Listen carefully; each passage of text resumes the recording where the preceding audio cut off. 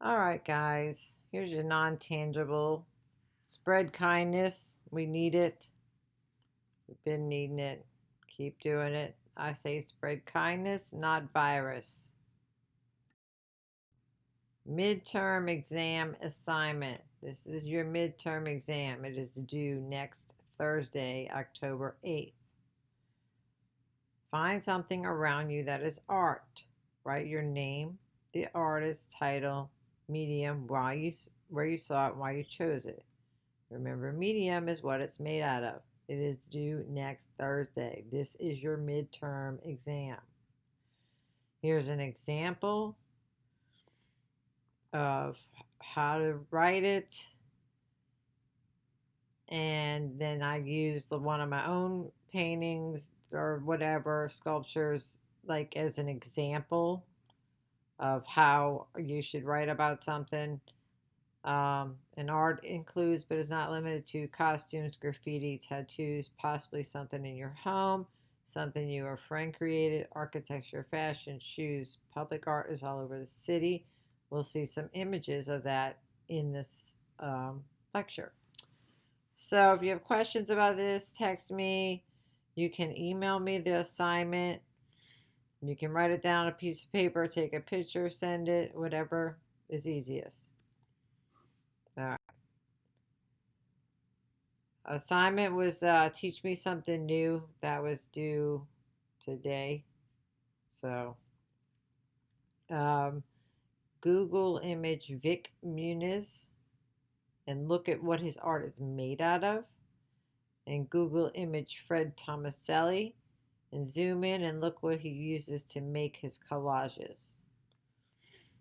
This may help you with your assignment. So sometimes I just put really cool stuff and really silly stuff up. So I'm just going to put them all in one thing.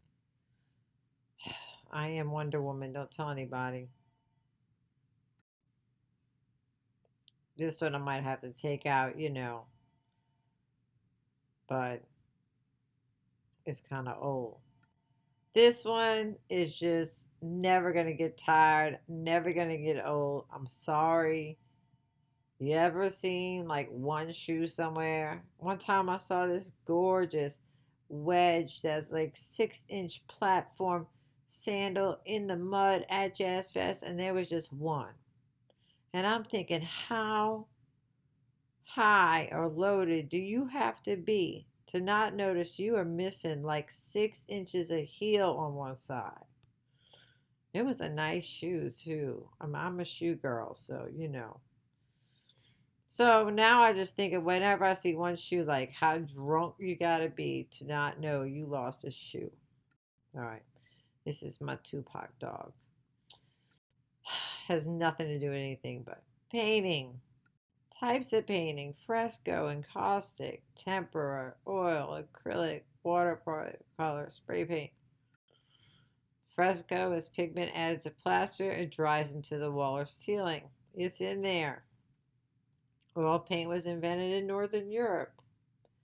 Collage is 2D, cutting out, layering, or pasting to create. We know what a collage is. We've done this. Watercolor is transparent, white as the paper. Giornata is day's work in fresco, which means the amount of plaster that they prepared for one day. And like buongiorno means good morning or good day. Giornata, day's work. Encaustic is pigment added to wax. This is a very old process, whereas acrylic paints are made with plastic, and it's a pretty new in comparison because plastics only came about in the 50s and 60s to destroy the earth. Okay, so I just like to talk about my girl Janaleski.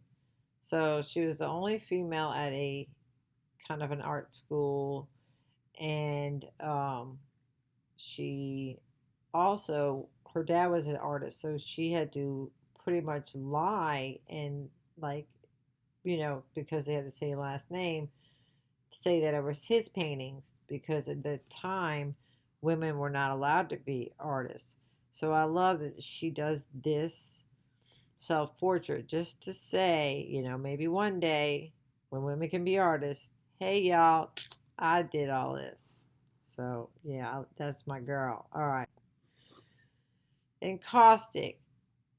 It is pigment in wax. It's very, very old. Look how old this is. This is old. So if you think about, you ever like, there's been like wax candle or something, melted wax, and you stick like your fingers in it and you do your fingertips or something. Maybe not. Maybe I'm just a weird kid, but I think some of y'all know what I'm talking about. Anyway, it dries really, really fast, right? So you gotta like to do this, you gotta keep the wax melted. I use a crock pot I got at the thrift store, but they didn't have that back then. And you gotta add, and you gotta do it fast. Fast, fast, fast when you paint. She did like she painted the canvas, then she put the wax, and then she scratched away the painting, that image with the black and the red. All right, here's Giornata, and I'm going to show you two kind of versions of this. Let's see. Let's look at the other one.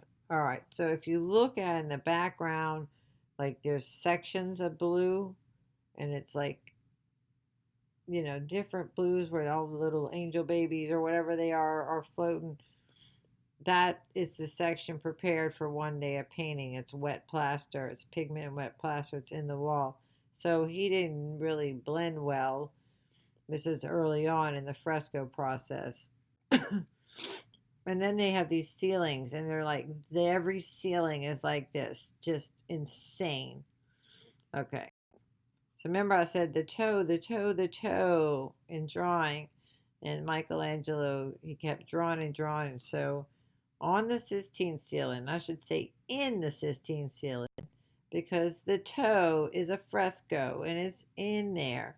So there's that toe to get it just right for this.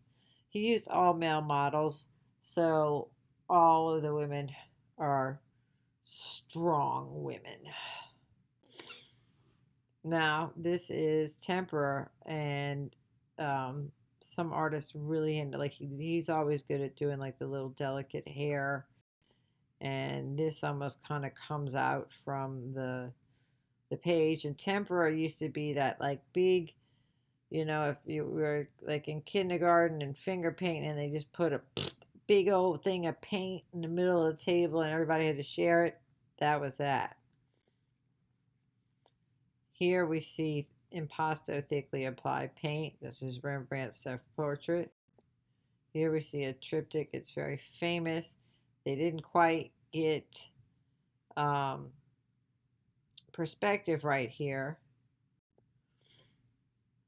This looks pretty realistic, whereas this is totally abstract because it says dancing shoes, and we just got to trust the artist.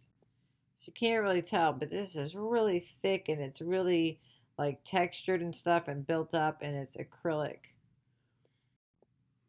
And here we have basically watercolor or calligraphy or ink, but it's a very, old medium. Now, when you were in school and you used to get that like little rectangular piece of plastic, and it had the little oval circles in it with the different colors, and then you just add water and you painted, that was watercolor.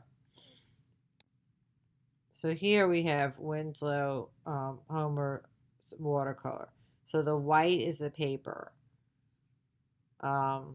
This is so hard for me to do on this little like screen. Usually in the classroom, I'm at least a giant screen where I can go show y'all things.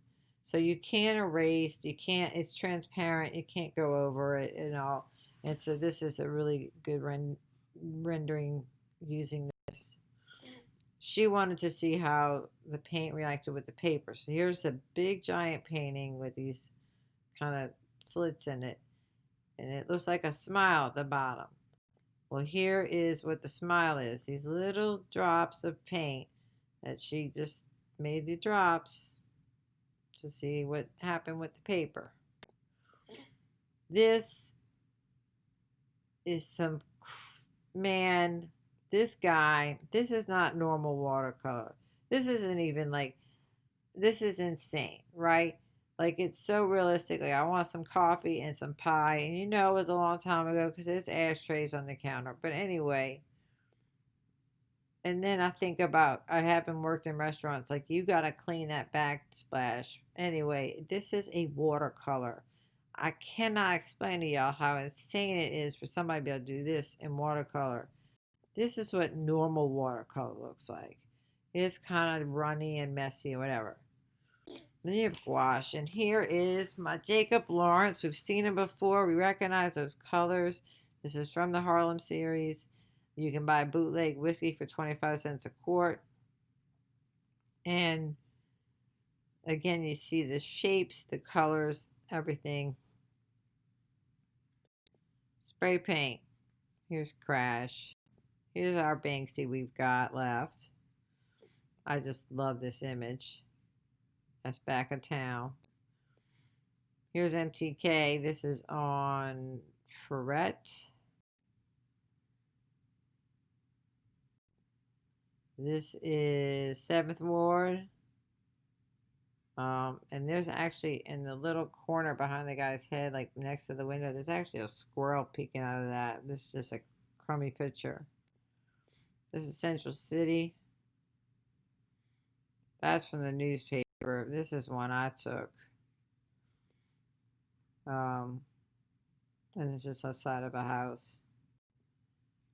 This is in LA, and it's the neighborhood contributes to it. It just keeps continuing, of like this mural that's gone over a mile, and they just keep adding and adding to it, like just different people from the neighborhood. This is painting on top of a robe, I guess. So it's kind of a collage. Here's a collage, and basically this is from the Cubist period where they really started it. Bearden had this very interesting life experience. He was born and raised on a tobacco farm in North Carolina, and then he moved to Harlem, New York, in the midst of just all the art and the music and the just coolest stuff going on. So he does these collages that show that very rural life to this very urban life that is his life experience. And this artist decides to take paintings and then just make them go blah or whatever, like they explode or whatever onto the floor. Now this was first date, second date, third date. It was supposed to be a painting. This is what it ended up. I remember the first time I saw this, and I still had the same reaction to it. And I'm glad you can't see my face right now. All right, Fred Thomaselli, Collage. You got to check this. I'm telling you, look, Google it and zoom in. He cray. All right, so I saw this in person, and it's smooth because it's covered with like polyurethane. But you see little hands, and every one of these things is cut out. Every flower, every hand, everything. And that's the Mardi Gras beads. They made out of like pills and stuff. I mean, some of those he might need. Here's a zoom in on just one. So all the little hands, all that stuff you saw, he cut out all these little things and or put pills. Some might be Advil, but some might be his, medicine he needs.